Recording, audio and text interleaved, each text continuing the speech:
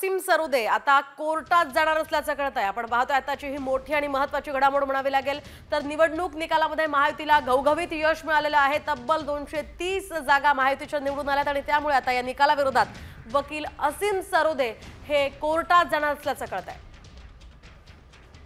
अधिकची माहिती जाणून घेऊयात आमचे प्रतिनिधी सचिन जाधव यांच्याकडून। सचिन, काय सांगाल, काय अधिकची माहिती, असीम सरोदे यांची नेमकी भूमिका काय आहे? आपण पाहतोय की काल विधानसभेचा निकाल लागले आणि यामध्ये महायुतीला जवळपास 230 अधिक जागा मिळाल्या। या विरोधात आता पुण्यातील असीम सरोदे जे वकील आहेत ते कोर्टात जाणार आहेत।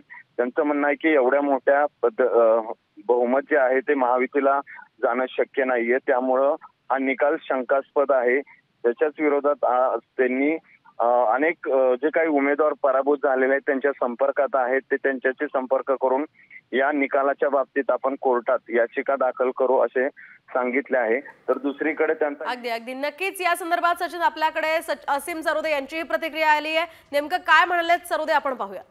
काय आपण अपील करतो?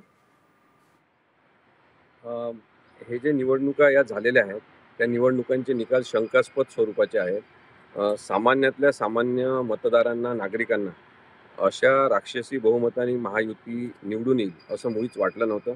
तशा प्रकारची कोणतीही लाट त्यांच्या बाजूनी नव्हती आणि लाडकी बहीण योजनेचा इतका प्रभाव सुद्धा नव्हता। कोणतेही भाषणं कोणत्याही त्यांच्या नेत्यांचे प्रभावी झाले नव्हते, ज्यासाठी गर्दी होईल असं नव्हतं, उलट खुर्च्या रिकाम्या होत्या।